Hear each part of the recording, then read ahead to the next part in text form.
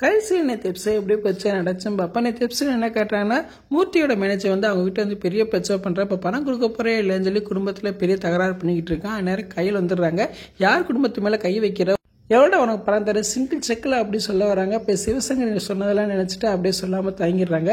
என்ன பேச்சை நிப்பாட்டிட்டா, உன் கல்யாணத்துக்கு தானே உங்கள் அண்ணன் கடன் வாங்கினா, நீ தான் வசதியான பொண்ணு தானே, உடனே பணம் கொடுக்க வேண்டியதானே அப்படின்னு சொல்கிறாங்க. கையில் எதுவும் சொல்ல முடியாமல் தயங்கிட்டு இருக்காங்க.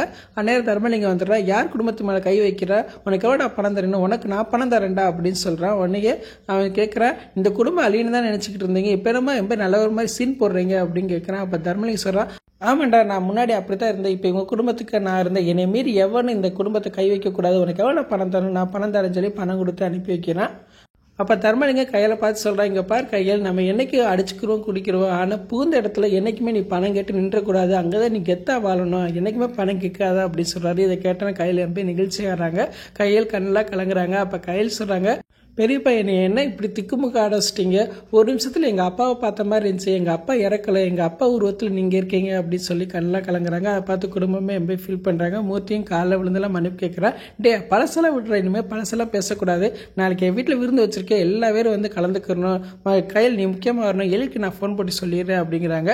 நிச்சயமா வந்துடுறோம் அப்படின்னு எல்லாரும் சேர்ந்து சொல்கிறாங்க. அதுக்கப்புறம் பார்த்தா கையில் அவங்க வீட்டுக்கு போயிடுறாங்க. போகாமல் எழுதி கேட்குறாரு, என்னாச்சு கையில், ஃபோன் போட்டால் சுவிட்ச் ஆஃப்னு வருது, எங்கே போயிருந்தேன்னு அம்மாட்ட கேட்டேன், நீ அவங்க வீட்டுக்கு போனதா சொன்னாங்க, எது பிரச்சனையா அப்படின்னு கேட்குறாரு. அப்போ கையில் அதெல்லாம் ஒன்றும் இல்லை, ஒரு பிரச்சனை இல்லை, சும்மா பார்க்குறது இருந்துச்சு, போய் பார்த்துட்டு வந்தேன் அப்படின்னு சொன்னார். சரி கையில், நீ வா சாப்பிட எடுத்து வை அப்படின்னு சொல்கிறாரு. அப்படி எழுதி போயிடுறாரு.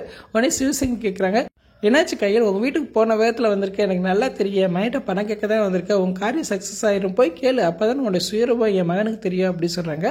அப்போ கையில் சொல்கிறாங்க, நல்லா பேசி முடிச்சிட்டிங்களா, உங்கள் மகிட்ட நான் பணம் கேட்டு நான் வர மாட்டேன், அன்றைக்கே சொன்னேன்ல, தலை போகிற காரியமே இருந்தாலும் உங்கள் மகிட்ட பணம் கேட்க மாட்டேன்னு, நான் பணம் கேட்க வரல, பணம் கொடுத்து செட்டில் பண்ணியாச்சு, இங்கே பெரியப்பா தான் எனக்கு பணம் கொடுத்து உதவுனாரு அப்படின்னு சொல்கிறாங்க. இனிமேலாவது உங்கள் குணத்தை மாற்றிக்கோங்க, இல்லைன்னா உங்கள் மேலே உங்களுக்கே வெறுப்பு வரும் அப்படின்னு சொல்கிறாங்க.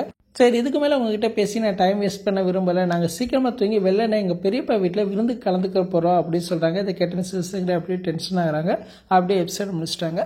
நாளைக்கு எபிசோட் வரைக்கும் பார்த்து பேசுவோம். இந்த வீடியோ பிடிச்சா வீடியோக்கு லைக் கொடுத்துட்டு மறக்காமல் சப்ஸ்கிரைப் பண்ணுங்கள். தேங்க்யூ.